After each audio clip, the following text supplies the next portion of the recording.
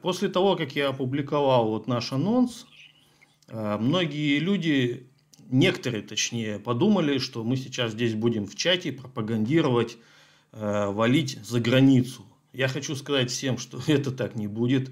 Я знаю Ивана, смотрел его интервью, и он совсем это не пропагандирует. Я тоже не пропагандирую, потому что я считаю, что каждый должен, то есть иммиграция – это дело лично абсолютно каждому. Кому-то это будет в плюс, а кому-то в минус. И вот мнение Ивана хотелось бы выслушать.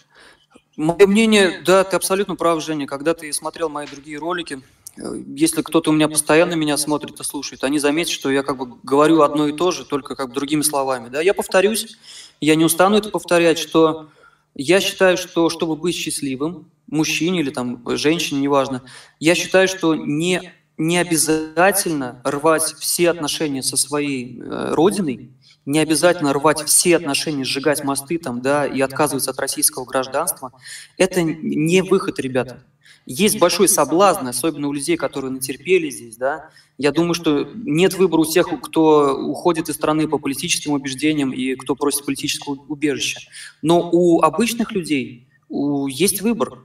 То есть я считаю, что вот по опыту моей жизни я понимаю, что самый идеальный вариант – это если вы настроите свою жизнь образом, чтобы вы могли жить спокойно в своей родной стране, неважно, это Украина там, или там, Казахстан, и где-то у вас была еще база, куда вы можете в любой момент приехать и проводить время, да, там, не знаю сколько, месяца, 2 или год, в другой стране, где вы будете там по-другому ощущать эту жизнь, где вы будете отдыхать или получать то, чего у вас не хватает в вашей родной стране.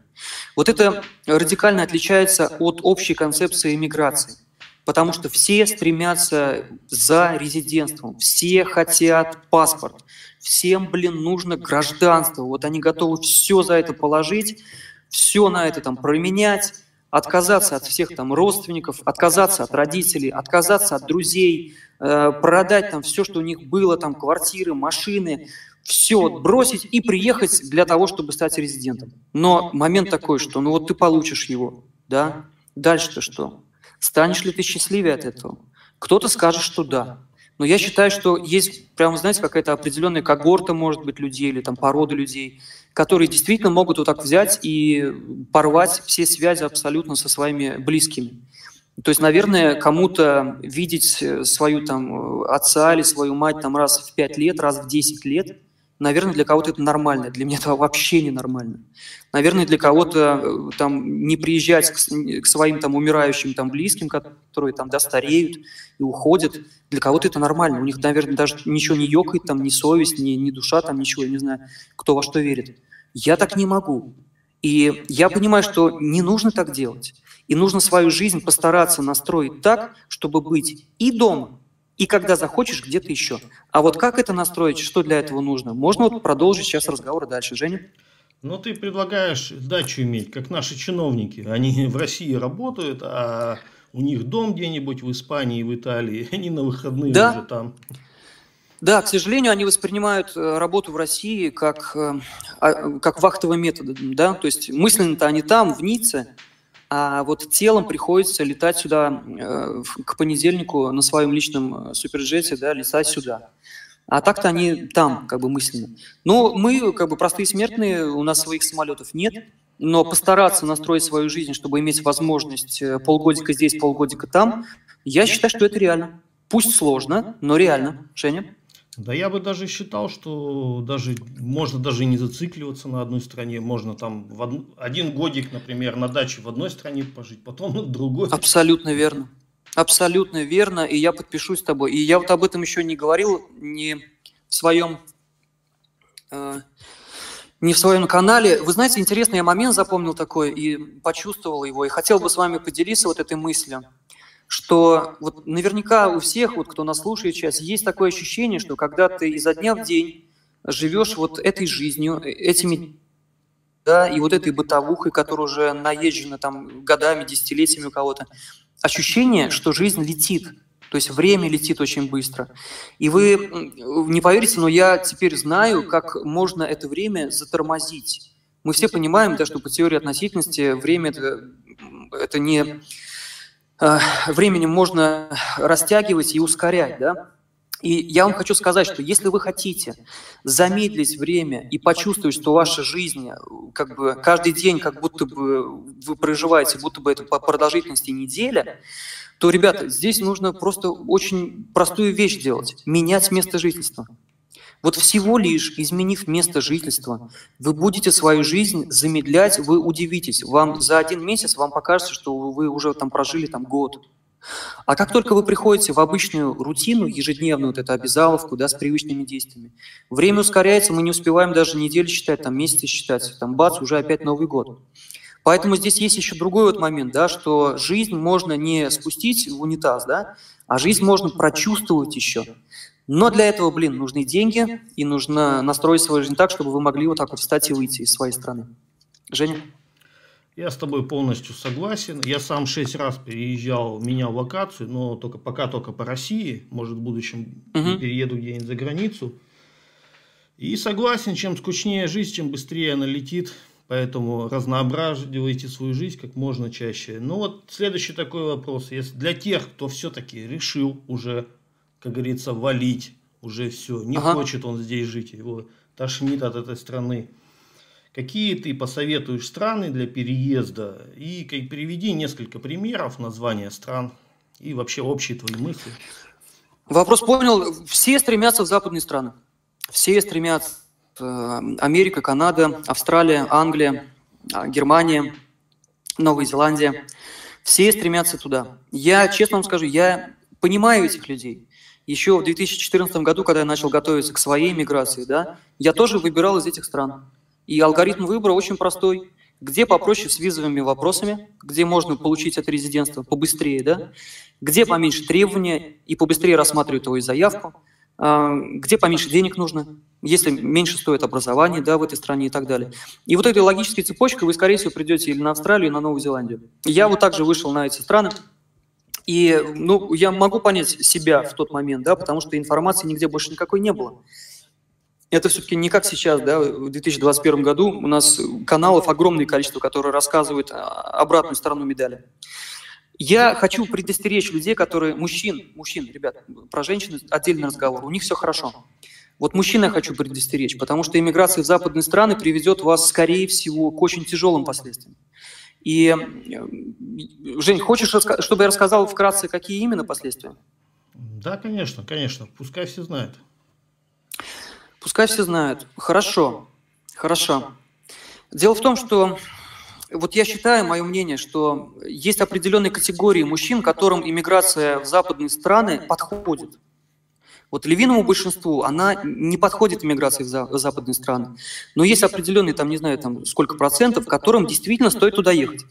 Первая категория, это даже не от возраста зависит у мужчины, да, а вот именно от уровня его, можно сказать, либидо, да, от уровня его потенции. То есть если у человека чем ниже уровень либидо, и чем меньше ему нужны там женщины, отношения, да, вот эта вся романтика, там, секс и так далее, тем более комфортно он будет себя чувствовать в западных странах. Я не знаком лично, но я вижу по комментариям, там, да, анонимным, которые мне пишут ребята из других стран, западных. Вот они говорят, а мне там секс и не нужен. То есть, а я как бы уже смирился и уже не ищу никого. И чувствую себя счастливым, чувствую себя на своем месте. Меня никто там не арестует, меня никто за пост в Фейсбуке не посадит. Я там работаю, получаю свои гроши, тут же их трачу, и вот как бы у меня все хорошо. Вот если вы из этой категории людей, то милости просим, западные страны, вперед. Еще одна категория людей – это, наверное, люди, которые привыкли работать по найму и не хотят даже и пытаться что-то еще там, да, вот как бы в плане своего бизнеса. То есть для них они очень тоже просто меряют все, они смотрят на, а какая там зарплата. Вот ты начнешь, когда с ними разговаривать про иммиграцию, там, где лучше, где хуже, ты начнешь сравнивать какие-то аргументы, а у них все сводится в итоге, а какая там зарплата? И ты вот хоть тресни, да, там как об стенку горох. А какая там зарплата? А зарплата там высокая. А там какие деньги? А что ты мне рассказываешь, у них зарплата там зарплата? И ты вот начнешь им рассказывать, что жизнь там дорогая, что вся эта зарплата уходит на расходы что ты будешь без жилья там, что ты будешь жить годами, если не десятилетиями в общежитиях, да, что ты будешь за эти общежития платить сотни тысяч рублей, что ты будешь одинок, что ты там шаг влево, шаг вправо, там, не знаю, или там у тебя зубы сломались, или машина, то ты все свои накопленные, там, вот эти кровные, сэкономленные потом и кровью денежки, там, свои копеечки, да, вот эти доллары, ты их тут же сливаешь. Что система так настроена, что ты не будешь там богатым никогда. И самое поганое, что у тебя не будет шанса даже разбогатеть, понимаете? И вот я это рассказываю людям, не понимают, не слышат, не хотят слышать. То есть настолько прочищены мозги вот этой пропаганды, что нужно ехать именно в эти страны, что там вот хоть кол на голове тиши. Есть еще небольшой, он самый маленький процент, которым там замечательно живется в этих странах. Это очень богатые люди, и неважно, это там какой-то олигарх-миллиардер, который смог там, да, распилить какой-то завод там, да, и теперь он эти деньги спокойно проживает, нужно проживать, да, и защитить их, да, свой капитал. Или это какой-то чиновник, который здесь наворовал и теперь пытается там отмыть эти деньги через офшоры очередные панамские, да. Вот им там хорошо. Если у вас больше хотя бы 10 миллионов долларов, милости просим. Если меньше 10 миллионов долларов, то у вас будут проблемы те же самые, как и у того человека, у которого даже 100 тысяч долларов нет. Вы также себе не сможете купить дом, вам также придется продолжать работать и так далее. Вот, поэтому предпринимателям туда не надо ехать, ребята. Сложнее там делать бизнес, сложнее.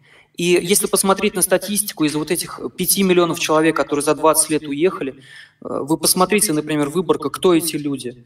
Там половина – это специалисты, то есть высококвалифицированные кадры, там, да, инженеры, программисты и так далее. А треть, по-моему, это предприниматели. И предприниматели туда, когда приезжают, все равно, что рыбу выбросить на берег. Кто-то скажет, да ладно, там, чего ты там, это просто ты там не добился, это нужно было там побольше впахивать, у тебя, наверное, английский был плохой, да, и так далее. Ребят, ну, я честно скажу, это надо просто попробовать. Вот кто так считает, это вам просто действительно, я даже оговаривать не буду, езжайте и попробуйте. А потом будете рассказывать про свои впечатления. Если вкратце, кто не хочет попробовать потратить несколько лет жизни, я могу сказать, что чтобы там начать свой личный бизнес, это стоит очень дорого. Если это не касается, конечно же, онлайн-бизнеса. Если мы говорим про офлайн, какой-нибудь странный магазин открыть, да, начать торговать каким-то товаром, или начать оказывать какую-то услугу, вы тут же столкнетесь с бетонной стеной, которая называется, во-первых, конкуренция. Конкуренция. Я помню, когда Тинькофф и Чичваркин говорили, что им задавали вопрос, типа, а где бы вы не хотели в мире начинать свой бизнес и делать бизнес? Знаете, что они ответили? Америка и Китай. То есть те ребята-предприниматели, которые летят в Америку с иллюзией, мы сейчас тут всех наклоним и будем делать свой бизнес, ребята, пожалуйста, я вас очень прошу, копните поглубже. А если вы хотите делать онлайн-бизнес, тогда у меня возникает вопрос, а нахрена вам западные страны? Если вы хотите там что-то оказывать услугу через интернет, Христа ради, зачем вам западные страны с этим стрессом? Летите в Юго-Восточную Азию, живите счастливо, живите на райских островах, живите там, я не знаю, в уровне жилья, которое вам в Америке и не снилось, с обслуживанием, которое вам в Америке и не снилось, да? То есть те, кто связан с интернетом, Христа ради, попробуйте пожить сначала где-нибудь на Бали. Попробуйте перезимовать хотя бы в Таиланде. А потом, я думаю, у вас желание отпадет и лететь куда-нибудь в дорогущую, там, не знаю, Америку, Канаду там, или Австралию. Еще продолжать, Жень? Да, все, хватит. Я думаю, прекрасно, абсолютно понятно. Да, даже вот по логике даже понятно, что, например, в те страны, где визовый режим более лояльный, соответственно, туда иммигрантов больше приедет. Я про западные страны говорю. Соответственно, ты будешь и конкурировать, опять же, за рабочее место больше. И, соответственно, у тебя меньше зарплата. То есть, даже по логике понятно, что, наоборот, по логике нужно по более трудному пути идти, а не по более легкому. Вот если вы хотите услышать мое мнение, я считаю, вот я к чему пришел, что вот при всех огромных минусах, которые есть в русскоязычных странах, да, при всех рисках, которые есть в русскоязычных странах, сделать бизнес, особенно если вы только начинающие, да, предприниматели, хотели бы себя попробовать, начать бизнес в своей родной среде гораздо легче, чем когда вы приедете в чужой совершенно для вас мир. То есть если вы никогда не занимались бизнесом или первый бизнес, ребят, пожалуйста, сделайте это в своем родном, не знаю, там, городе, в своей родной там Украине или где-то еще. И если у вас получится, то вы почувствуете силу и уже будете выбирать там дальше, а стоит ли куда-то идти или нет. И здесь я вас хочу как бы тоже предостеречь, потому что есть большой соблазн пойти там по классике, да, там попытаться открыть кафе какое-нибудь, да, или там, не знаю, барбершоп какой-нибудь, да, то есть я вас прошу, Христа ради, не вздумайте. Понятно, что нужна ваша квалификация, и вы должны быть специалистом в чем-то. Но если вы еще только закончили институт, и вы нигде не специалист, обязательно устройтесь по найму и идите, я думаю, что сначала в торговлю. Научитесь продавать на русском языке. Научитесь продавать, научитесь понимать рынок. А потом уже, я вас призываю, сейчас интернет, сейчас 21 век, попытайтесь продавать что-то через маркетплейсы. Да? Вот с этого начните. Копеечные инвестиции, вообще по нулям. Можно продавать товар, которого у тебя еще нет. То есть можно сначала продать, а потом купить. Понимаете, о чем идет речь? То есть здесь гораздо больше возможностей. Здесь рынок еще не насыщен. Конкуренция, я вам скажу, очень низкая, если мы говорим про интернет-конкуренцию, да, и так далее. Нишу свою еще можно найти. Вот. То есть у меня предложение вот такое, что попробуйте со своего бизнеса здесь, а потом же будете выбирать, где и чем заниматься.